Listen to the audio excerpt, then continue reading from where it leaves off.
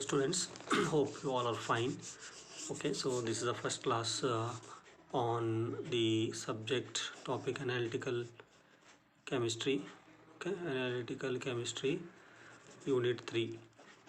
Okay, so that is what you are having with the fundamentals of chromatography.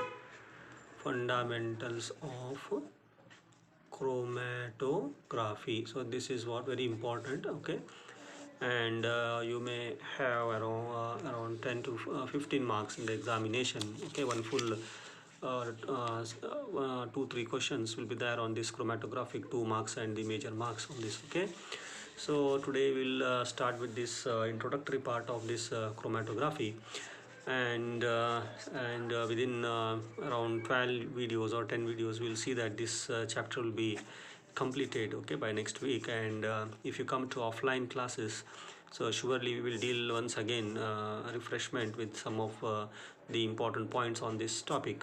Okay, so this also is very much important. So online classes, and everybody has to make a notes of these points, as well as you can subscribe my channel of this which I have done in the YouTube, and simultaneously you can see some videos of the next year semester also, and that will help you to enrich your the basics of the chemistry. Okay, and what does this chromatography means? Chrome means what, you know that. So chrome means color. Okay, so this we know that.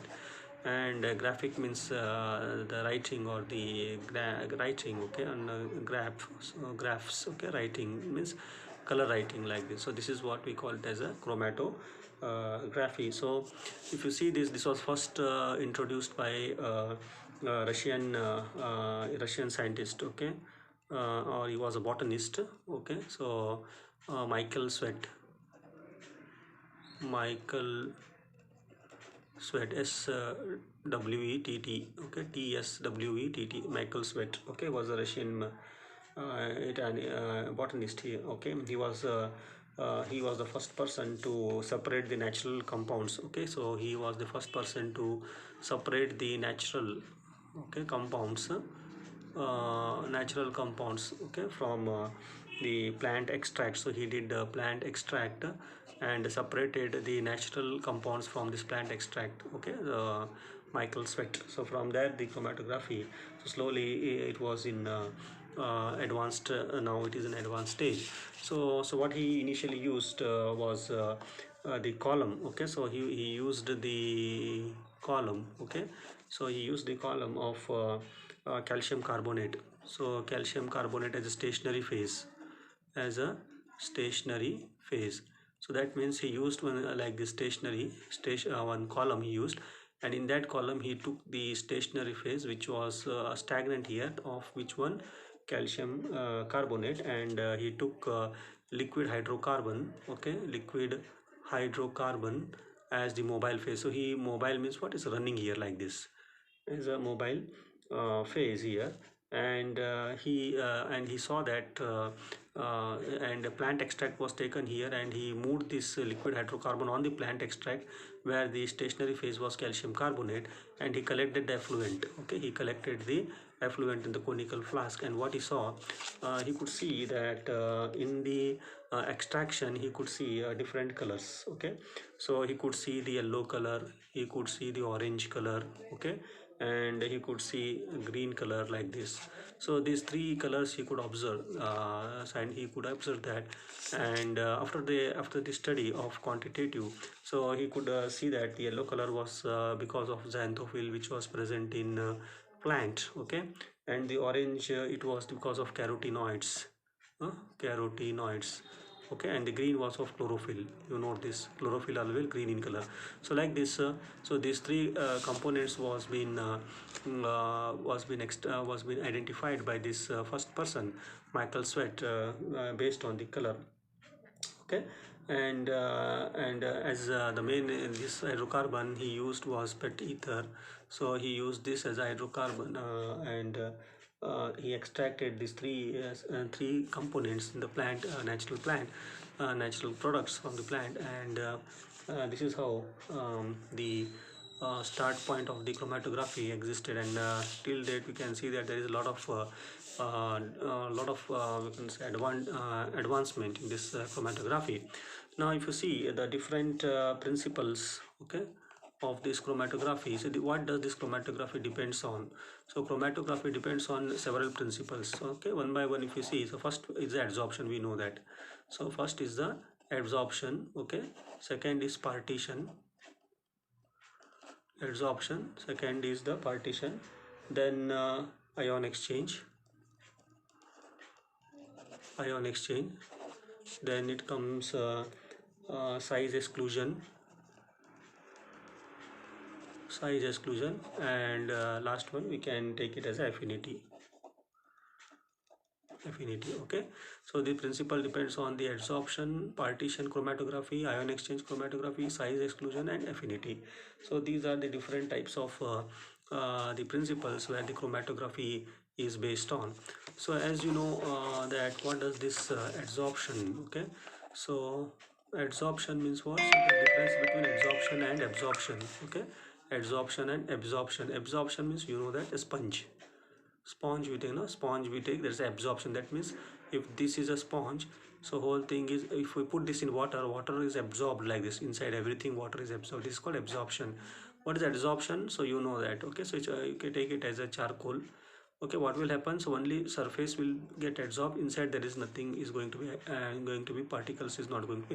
This is called adsorption. Similarly, so in adsorption chromatography, the principle is based on the stationary phase, okay, and mobile phase, stationary and mobile phase, okay. So this is what, and it's a surface phenomena. So this is nothing but your surface phenomena. So this is a surface phenomena, okay. So here solid is used as a stationary phase. Usually what is solid is used as a stationary phase, okay, and liquid or gas as a, liquid or gas is used as a mobile, liquid or gas is used a mobile phase, okay. So this is what you have to keep in mind. And usually if you go for the normal type of adsorption, so here the stationary phase is taken as a polar, okay. Stationary phase is taken as a polar component and mobile phase taken as a non-polar component. So this is how they have it has been taken. And what does this depend? So if you take the stationary phase polar, okay, if you take this polar, and if you want to separate the compound A B, okay, you want to separate the compound A B, where A is polar and B is non-polar. And what will happen now? So when you put this stationary mobile phase here, so A being polar, it will be attached with this polar stationary phase, okay, which is also polar. And what will happen? Which will elute first? So B will elute first, okay. Why? Because this is non-polar, mobile phase is non-polar, and when it elute it here, so B will slowly come down, then it come down, then it come down, and then it come down, and finally you can see that the B is eluted first here, okay. And A is not eluted. A will be stuck here in the stationary phase. Why? Because this is polar and A is also polar. So like this we can see that the separation can be done here, okay. So next is what? Partition. Partition usually liquid liquid partition, maybe there are liquid solid partitions like this, liquid liquid partition. So mainly here in partition coefficient depends on the partition coefficient here. And this partition, usually the liquid will be used here as a stationary phase. So here liquid is used as a stationary phase, and a liquid or gas can be used as mobile. So this is what. And there is a partition. Partition means like this. So here it will be one liquid, and here you can see another liquid like this, okay. So this partition, so where you can see the two liquids, again same thing, it depends on the nature of the extraction, okay, to be what you say, separated, okay. So partition, so if you see, this polar will go to polar and non-polar will go to non-polar. So this is how. So for example, for separation, if we add aqueous is there, and here organic layer is there, okay. So this you take as organic and this you take as aqueous. And if I put some component which is having organic component, okay, compound, so what will happen now? This organic compound will dissolve in organic here. So here we get what? Partition. So this is a partition, and here we can get the your component, that is organic component here like this. So this is called as a partition coefficient. We can easily separate it and test for that. So this is the detail we will go this in the, when we are we are learning these concepts, okay. So this is what. And ion exchange, we know ion exchange also we have learned. So it depends on what? it depends on for example, if this is ion, okay, ion exchange resin, so it is a hard what you say one matrix is being used here. So this matrix is maybe of cellulose or dextron. Okay, cellulose mainly it is made up of matrix, and for which here it has been attached. Okay, these are some ions attached to this resins. Okay, so one ions will be very fixed here, so we call this as a fixed ion. Okay, we call it as a fixed ion, but this ion is loosely bound, so electrostatic bond. So this is bond with electrostatic bond, and this is bond with covalent bond. Okay, so which is covalent bond, which is fixed here. This is electrostatic bond, and this can be easily be substituted whenever we put the substance like AB. Okay, so and we want to elute this with the help of resin, so AB will come like this and it will flow in the AB like this.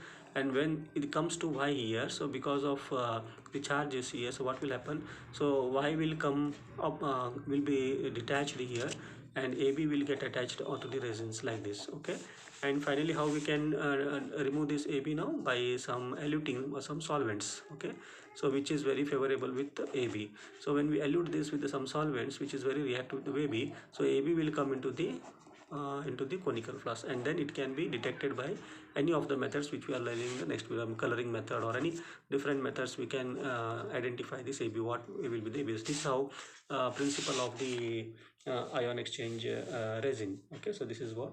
And the next is size exclusion. So size exclusion, okay, this also is very much important, depends on the molecular weight. Okay, so this also is same thing. So if I go for this, so you take it big like this, these are the stationary phase. Okay, beads like, so we are taking the beads like stationary phase. And if I want to go for separation now, two ions molecular weight, one is small molecular weight like this, and one is big molecular weight, something like this. Okay, so like this. And if I want to now separate this, what will happen, the big is there now, so that higher molecular weight will pass like this, and finally I will get here heavy molecular weight. Large molecular weight will be separated, high molecular weight will separated. And what happens to the low molecular weight, that is get stuck into this some this is there, no, so they get stuck like this, low molecular weight, and they remains here itself, low molecular weight. Okay, they remain into the gaps, okay, of the matrix. And whereas the high molecular weight, they pass through the big this one, and it will get into separated. So this type of this we call it as a size exclusion chromatography. And finally is affinity. So name itself says affinity, so it depends on the principle of affinity from one, for example, antigens and antibody. Okay, this is very good affinity. So antigens is having good affinity to the antibodies. If you make a stationary of antibody here, so this is the antibody stationary, and you run the antigen here, what will happen, so antigen having good affinity with antibody, it gets stuck into this here like this. Okay, and finally with the help of pH or buffer solutions, this can be removed and studied. Okay, this can be removed, this antigen can be taken off of this antibiotic body, stationary body, and it can be studied by different methods. Okay, like this. This affinities can be worked out for the separation of this product here. So similarly, if you take with some other combinations, so nucleoside and nucleic acids. Okay, nucleoside and nucleic acids, so they have good affinity. So if you want to separate a nucleic acid, so you make a stationary phase of nucleoside, so nucleic acids can be separated and tested separately. So which nucleic acid is this, so we can come to know. Okay, so this is what this we can take, or enzymes or coenzymes, enzymes and coenzymes. This also becomes a beautiful combination for the affinity chromatography. Or sometimes carbohydrates. Okay, lectins and carbohydrates, so this also becomes a good combination for the affinity chromatography. Okay, so this is how today in today's class we have learned regarding the different types of principles of the chromatography. Then so what does this chromatography means, and who was the founder of the chromatography, Michael Sweat, and how he started with the chromatography by using the simple calcium carbonate as a stationary phase, and pet ether as the mobile phase, and he could separate these three important pigments from the plant extract, that is your xanthophyll, carotenoid, chlorophyll, And finally you can see different principles of the chromatography, that is adsorption, partition, ion exchange, size exclusion, affinity. So we know that adsorption, surface phenomena, partition, liquid phenomena, ion exchange, resins can be used. Okay, so cation exchange, anion exchange is there. So in further study we can learn this more with a very good mechanism. Then size exclusion depends on the molecular weight. Higher molecular weight will be separated first, then the lower molecular weight. Okay, and finally the affinity. So that means what, having the one component is having the good affinity with the others, like antigens and antibodies, lectins and carbohydrates, nucleosides and nucleic acids, in this way. Okay, so these all principles will help for a better separation.